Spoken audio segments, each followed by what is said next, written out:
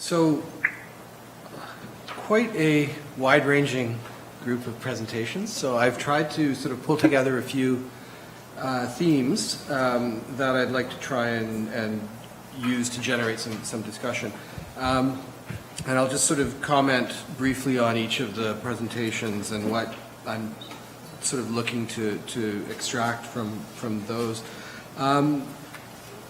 Rick presented to us a whole series of conditions around North America, looking at a variety of relationships to place, conceptions of space, etc. And he talked about looking at some of these practices as a way to recraft our own conduct in relation to place and environment and so forth, which I thought was a very provocative challenge, which of course is really difficult in the context in which we find ourselves. Because what occurred to me is that, you know, we're talking about this, but we're emerging, or we're still very much participating in attitudes towards place and environment that come out of, you know, at least a couple of hundred, if not more, years of colonialism, industrialization, modernity, all major disruptors to traditional notions and relationships to place, and traditional practices of all kinds. I mean, actually quite, in some cases, aggressively critical and antithetical to traditional practices. And so we sort of find ourselves in this condition where we have been quite aggressively addressing issues of place in ways that are very different from what Rick was presenting to us. So I just want to sort of table that for a moment. Garrido, who unfortunately had to leave, also, you know, in his discussion of the use of ecotourism and cultural tourism as an educational and outreach tool, also talked about, you know, changes, fundamental changes to environmental conditions that have led to, you know, loss of cultural practices. And just to bring one back to mind was the discussion of the disappearance of the American chestnut, the impact that had on the passenger pigeon populations, and the kind of domino effect in terms of how that affected traditional cultural practices, diet, all kinds of sort of repercussions that come from environmental change, which is, you know, obviously connected to some of those disruptors that I just mentioned earlier. Bonnie, I thought was, you know, very interestingly brought in our friends Frank Lloyd Wright and Louis Sullivan, with which we are very familiar in our discipline. And I thought that was an interesting way of framing maybe a discussion of modernity in slightly different terms, because of course Frank Lloyd Wright was a modern architect. Louis Sullivan, a little closer? Sure. And Louis Sullivan, of course, one of his key mentor. And, you know, talking about this whole discussion of form following function, I think that's an interesting and important discussion to have, because I think you're quite right. The idea that form follows function places an awful lot of causal responsibility on function, and I think the idea that they operate sympathetically or symbiotically leaves open the possibility that new and inspired form can inspire function that maybe we haven't dreamt of yet, whether that's in architectural terms or in terms of designing alliances or so forth. So I thought that was an important point to make. But I think also important to look at Frank Lloyd Wright and his particular take on modernity. I just mentioned, you know, modernity being potentially a very disruptive factor in terms of relationships to environment and nature and so forth.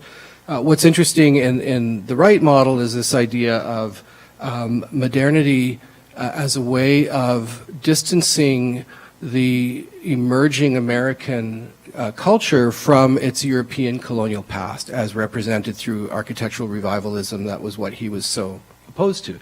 So even though he was still functioning very much in the context of modernity, he was talking about using that paradigm as a way of creating stronger connections to the land rather than obliterating connections to the land, which is often how modernity gets characterized. So I think that opens up some interesting possibilities for how we might reframe a discussion of industrialization and modernity, not necessarily as purely destructive forces in relation to traditional practices, but how do we then leverage some of those ways in which architecture has been operating for a long time to address some of these new ambitions, or let's say revived ambitions. And we see a bit of that in David's work, I think, and also in the work that John and Paul have been doing with the program here at Waterloo, in the sense that some of the paradigmatic practices that we associate with modernity, such as prefabrication, mass production, and the kind of I think universal solution isn't quite the right term here, but the idea that solutions can come remotely. They don't necessarily have to emerge out of the ground in the Frank Lloyd Wright sense, where you actually use the sand from the riverbed to make the plaster for Taliesin. So the idea of rehabilitating, in a sense, some of the ambitions of modernity and to put them to a new purpose. So those are some of the themes that I thought kind of tied these presentations together, and that maybe allow us to have a conversation about, how does one move forward into implementation of some of these practices. So first, I would just like to ask our presenters if they would like to respond to those comments, if they have anything they'd like to add or challenge in those comments. And after that, I would like to open it up to questions from the audience, because I'm mindful that we are probably a little bit behind schedule. Are we? Yes. I've been wrestling with this notion of indigenous space when I worked to develop an art center in Niagara Falls, New York, with an Arapaho architect named Dennis Sunroads. Because the turtle was such a primary symbol, we designed the art center in the shape of a turtle, big geodesic dome. So it looked really cool, but then the museum director in me and the public educator said, how the heck am I going to make this space work in terms of helping people understand what it was? And I get worried about that too, that sometimes our cultural mandate overrides the practical functionality of the space. So because we're metaphorical thinkers, we think in design and symbolism, and I find that's often a problem. So I guess I like the last presentation is just make an outhouse that really works well. Because that is the real practical problem in all of our communities, where our human waste is contaminating our drinking water on the reserve. So the indigenousness of that is just that common sense that my grandmother always talked about that was missing in our generation. So maybe a little bit of both. However, the one thing I did find is with work, say like in the Waldorf school movement, they also develop, Rudolf Steiner developed this theory of architecture, but I think it's more like an atmosphere of space and the use of color, but it goes along with this philosophy of learning. So little kids are in a certain kind of color environment where it's all natural materials, and that helps the learning. And that's really aimed at the non-native kids, but he kind of inspired by indigenous thought. So maybe there's one of the bigger underlying messages today was, what can you do about the spaces that you create that'll help produce a generation who will be less inclined to want to colonize? Because in the future, with this engagement, we're not talking about saying that everything in the West is wrong, but we have to find a way in which that true engagement enables our children, our grandchildren, to be able to recover what I believe is a deeper sense of humanity. So there's something to that. I think what you're talking about is that maybe, and modern architects, we've been wrestling with that as we got all industrialized, modernized. My father was an ironworker, and you think about ironworkers, Mohawk ironworkers, or Haudenosaunee ironworkers, they've built the biggest symbols of capitalism, the biggest buildings, the biggest bridges, and yet they come from communities where these structures don't exist. But it creates a schizophrenic thing. What you do for a living and how you live, two different things. And I think we've got to change it around so that what you do for a living advances the true values you're seeking. I'm just going to check. David, are you hearing okay? Right. That was a little bit difficult, that one, but yep, continue on. I'll do my best. Okay. So I guess if you can bring the mic fairly close, and it seems to be a fairly quiet mic. Well, I don't have anything to challenge in regards to what has been mentioned. I don't know if anybody else has anything else to talk about. David, do you have anything you'd like to add? No, not at this stage, sorry. Okay, then I'd like to invite anyone in the audience to raise a question or add a comment. The microphone is looking for you.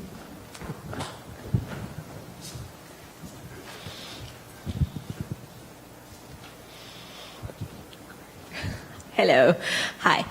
Thank you again. All the talks were really engaging.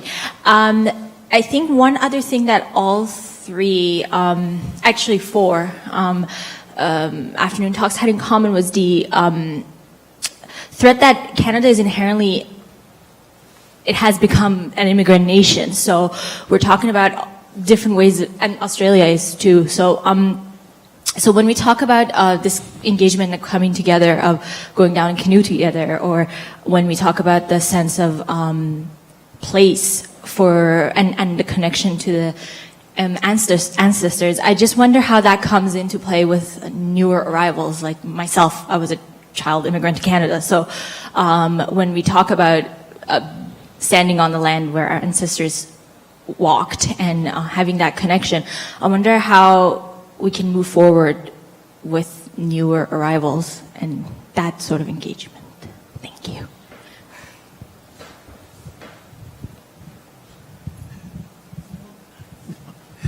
She's afraid to start.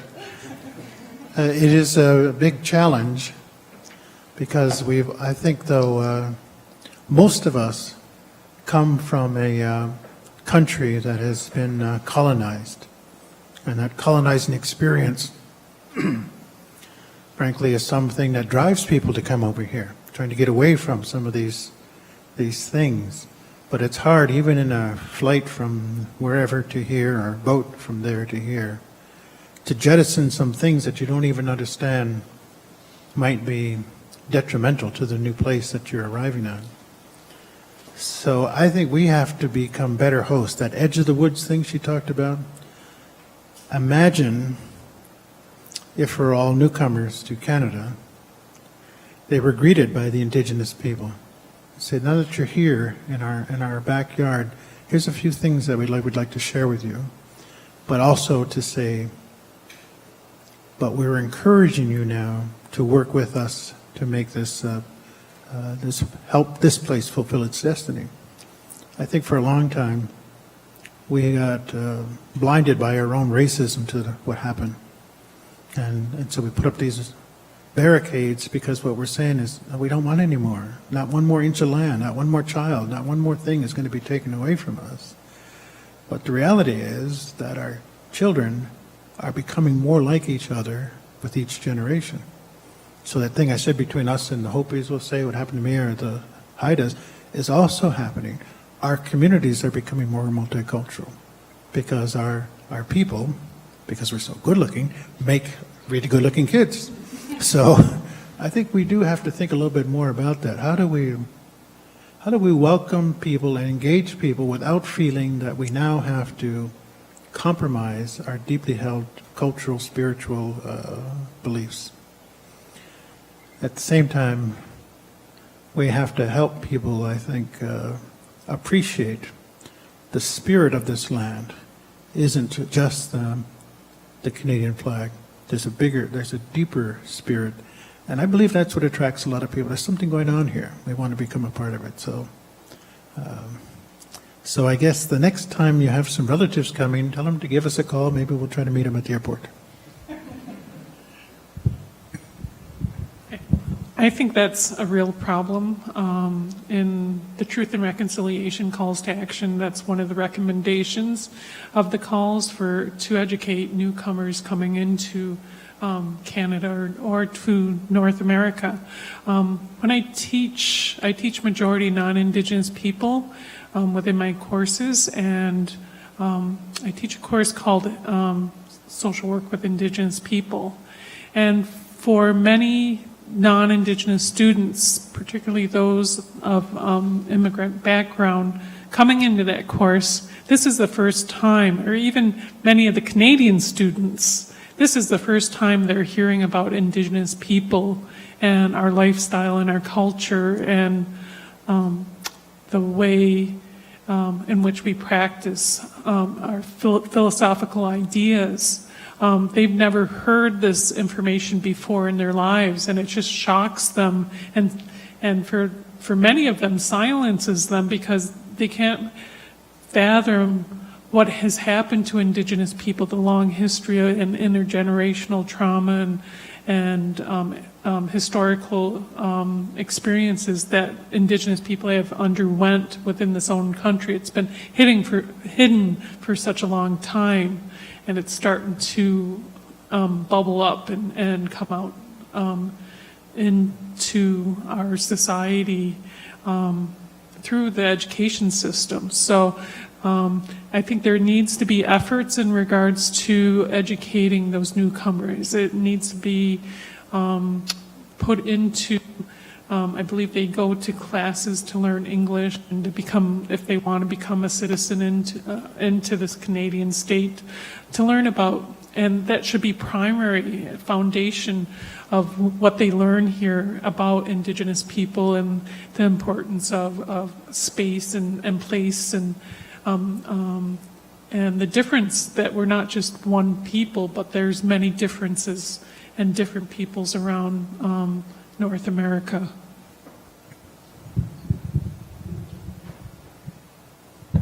David, do you want to add anything in relation to your experience in Australia?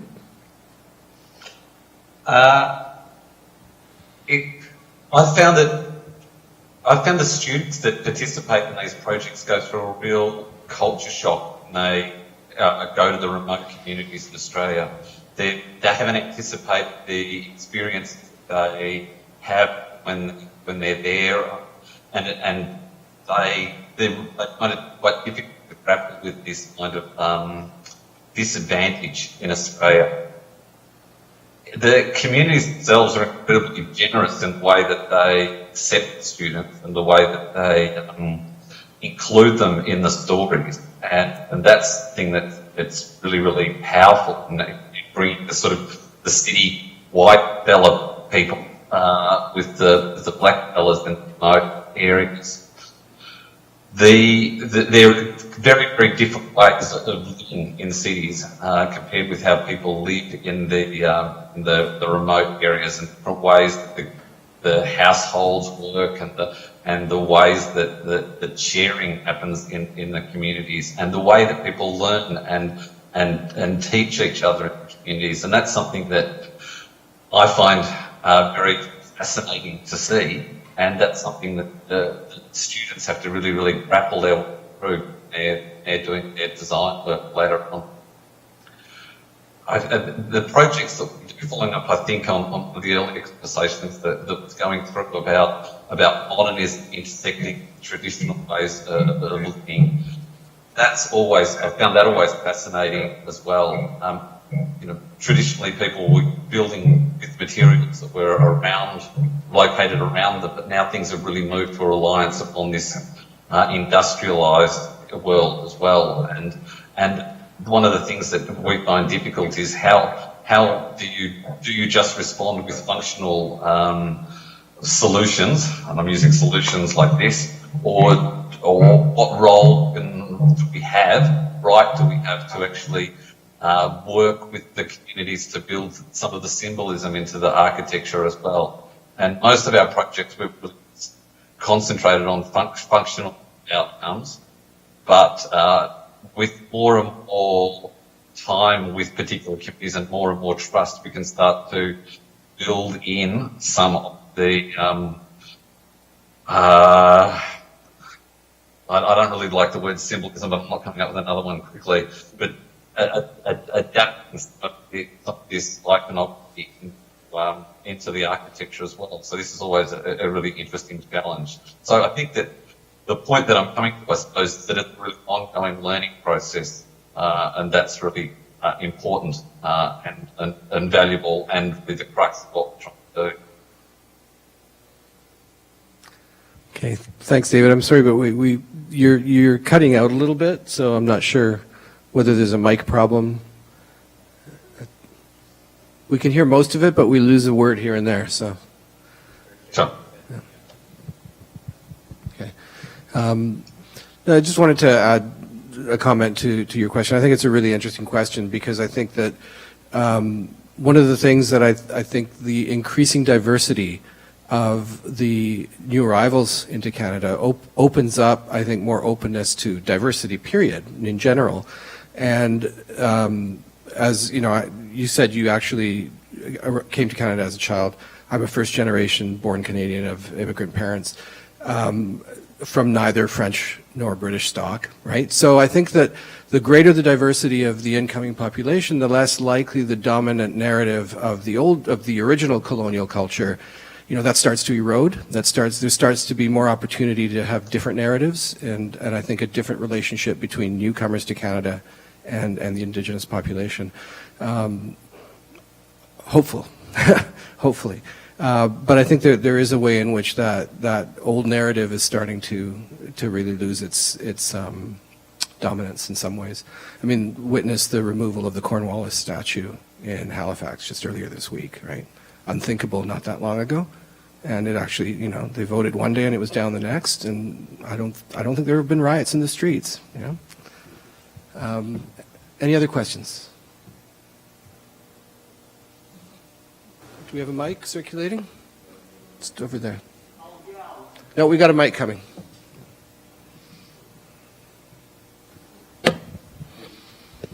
Actually, an engineering question.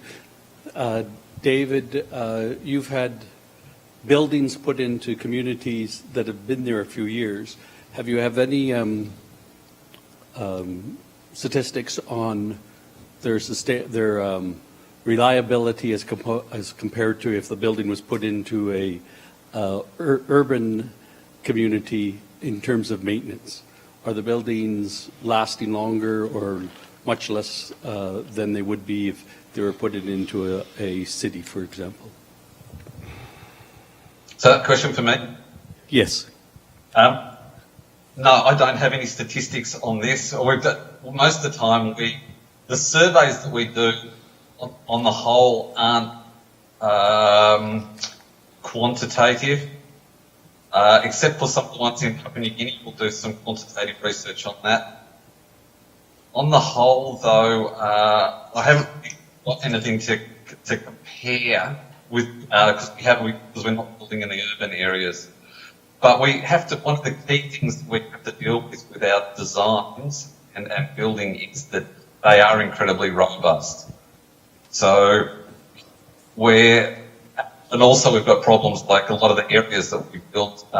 There's really big termite problems as well. So we're strict in our palette of materials.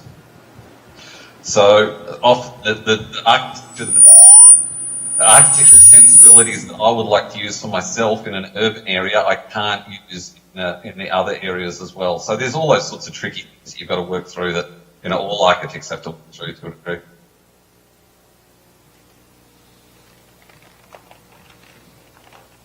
Okay. Anyone else? Yep, Amina. Where's the mic? Way down here.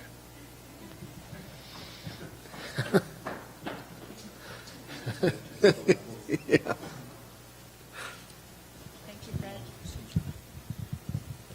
Thank you all again for all your wonderful presentations.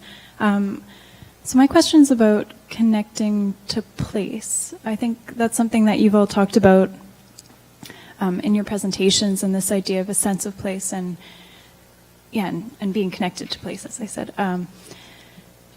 And so obviously there has been some effort, I think, as part of the design build program to kind of make a tangible connection to the community and to kind of really understand what it means to be an architecture school here in this context.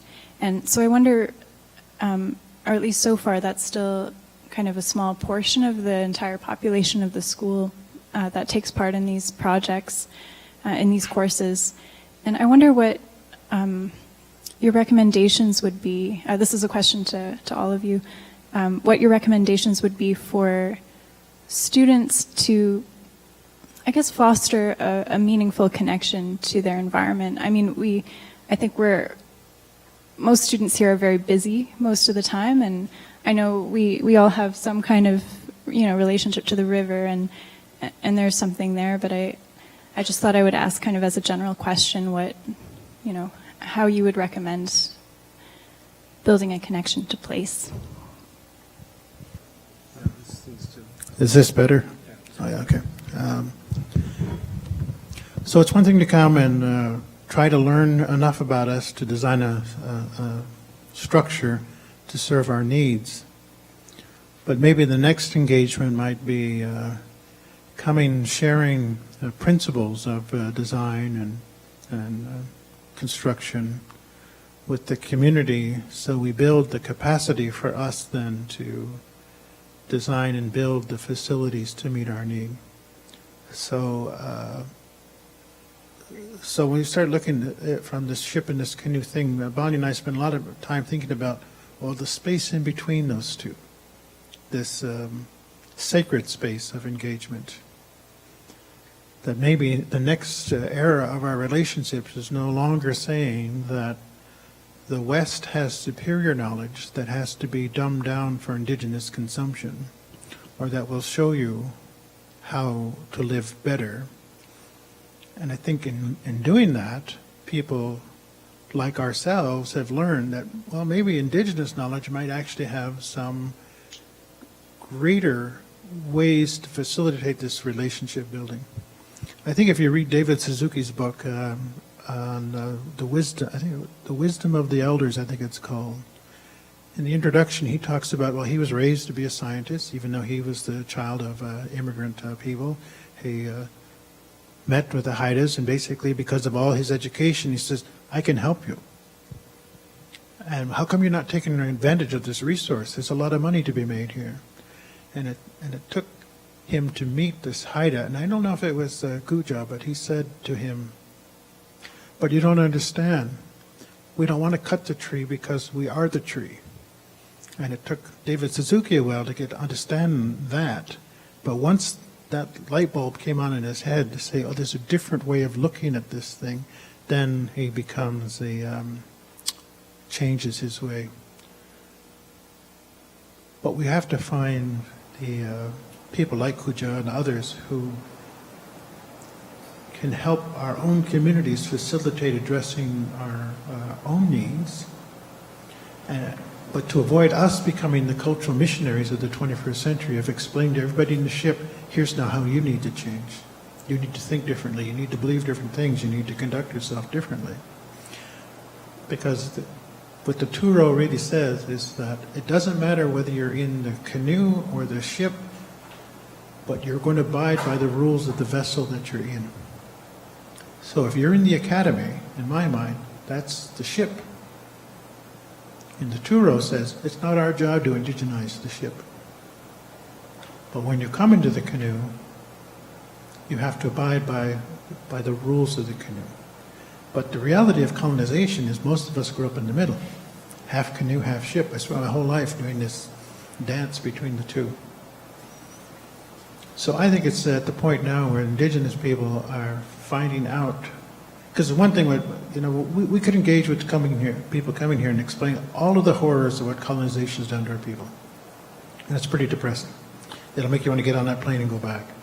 Because if we focus on the negatives, we forget, okay, maybe there's been 500 years of real horror, but there's been 30,000 years of indigenous joy.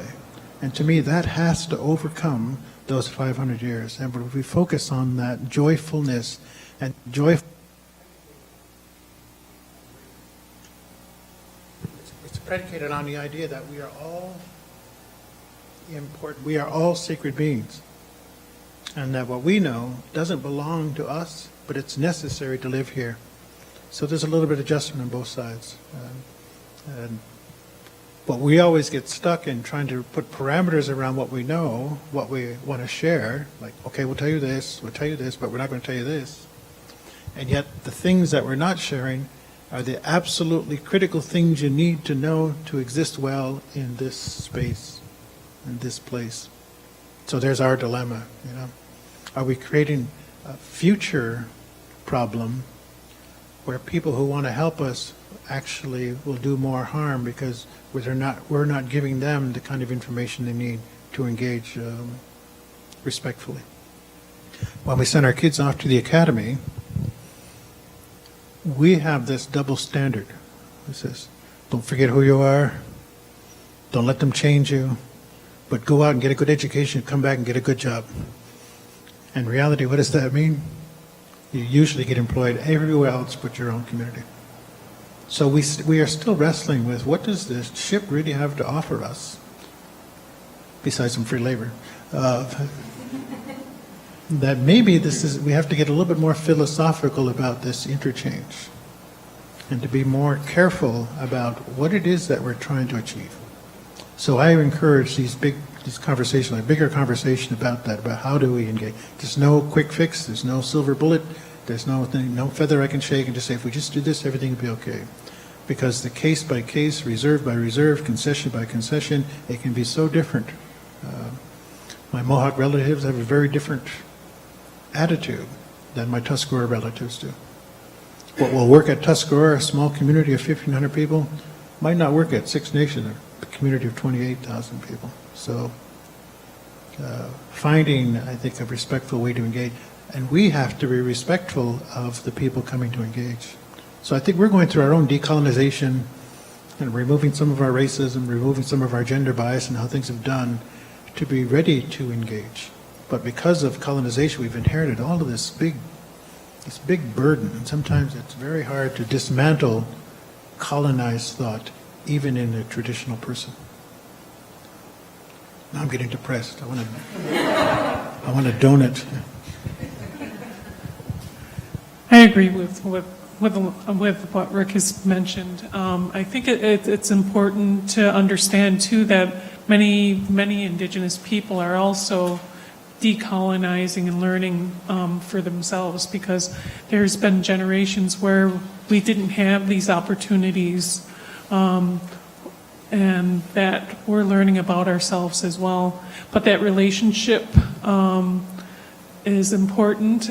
I believe that if you start coming and building that relationship, to continue that, because I know when I was a recruiter for McMaster, and I would be in my own community, I would have older people come up to me and ask me, and once they knew I was like the face of McMaster University, they would ask, this one couple asked, they were part of this study on the health side, and they asked me if I knew this one professor, and I said no, and they started telling me about this study that they were involved in, and that these researchers came to their house and were friendly and everything like that, and they said that they would share this information back with them. Unfortunately, the researchers never came back. And so they established this relationship with this older couple, but then left the older couple high and dry. And when they seen that I was part of McMaster, and thinking that McMaster being a small community that we all know each other like we do on the reserve, and we don't, they were very disappointed. You know, it was like it broke their heart because this researcher didn't come back and share the information about them. So I think it's important that if you establish a relationship with a community, that it's important to continue that relationship and to have patience with the community and the people within it, because we're going through our own learning and our own healing from what we have experienced as well.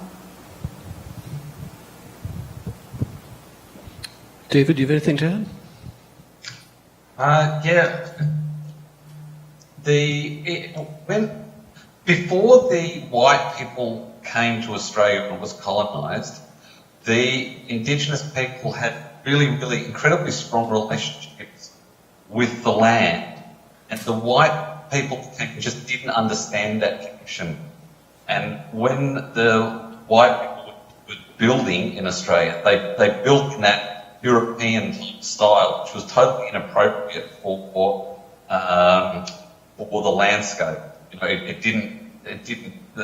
didn't think about the sun, they didn't think about the rain, they didn't think about the heat. They got all of those things terribly wrong for many generations. And they didn't really learn from any Indigenous practices. And that's something that sort of hangs over to today as well. In the housing and the buildings that are being put together in communities just don't really that knowledge that people, the Indigenous knowledge. And it's a terrible shame.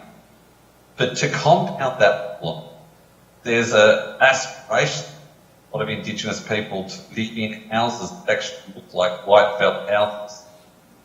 And that creates conflict with their patterns of ways of living well that aren't quite resolved.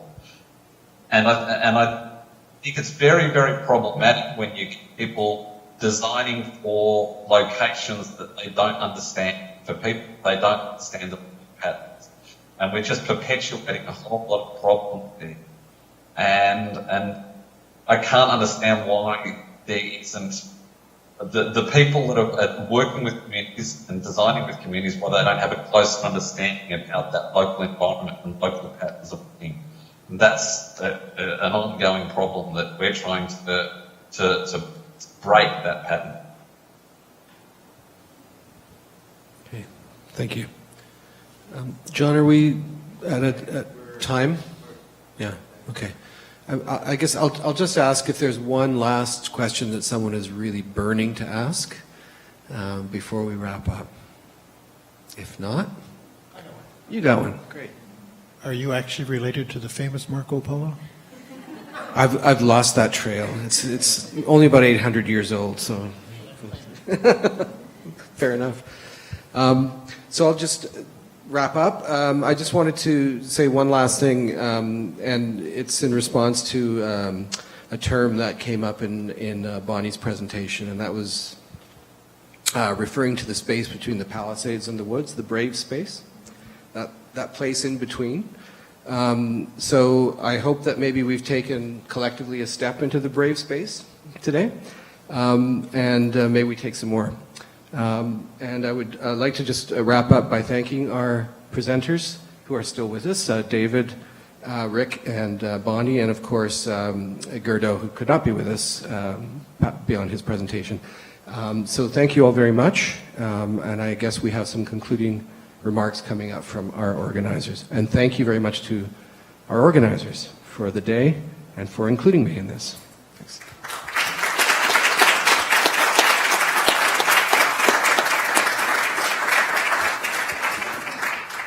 So I'm going to turn it over to Paul now, who, as I said at the beginning of the day, Paul and I are the co-organizers, co-founders of the Waterloo Design Build program.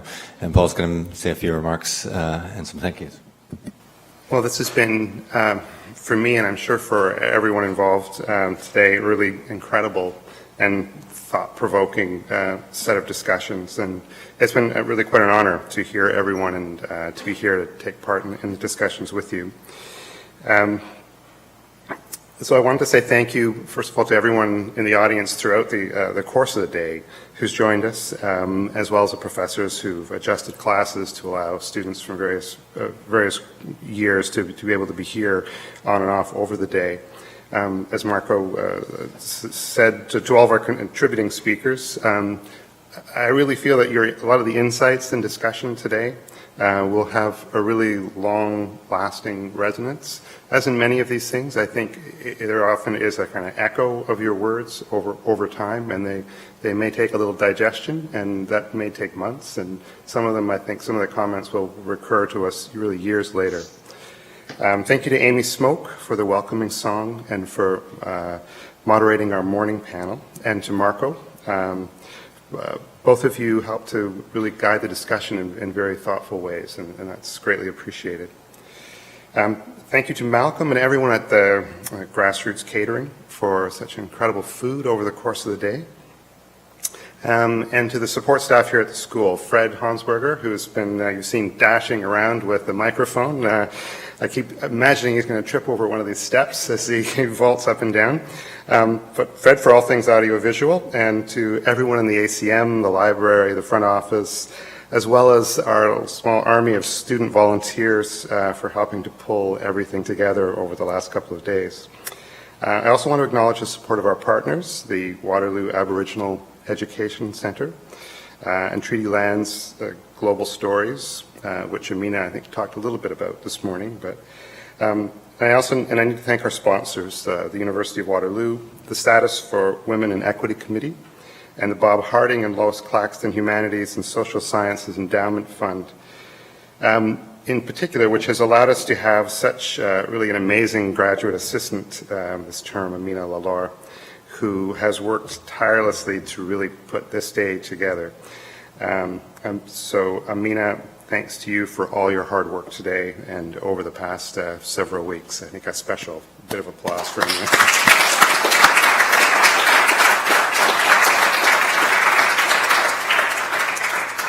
When I approached John McMinn about 2 years ago now with the suggestion that we really should be working with local First Nations communities, and we just really talked a lot about how the idea of design build could be a particularly effective means of cultural engagement, I think, to use Rick's term.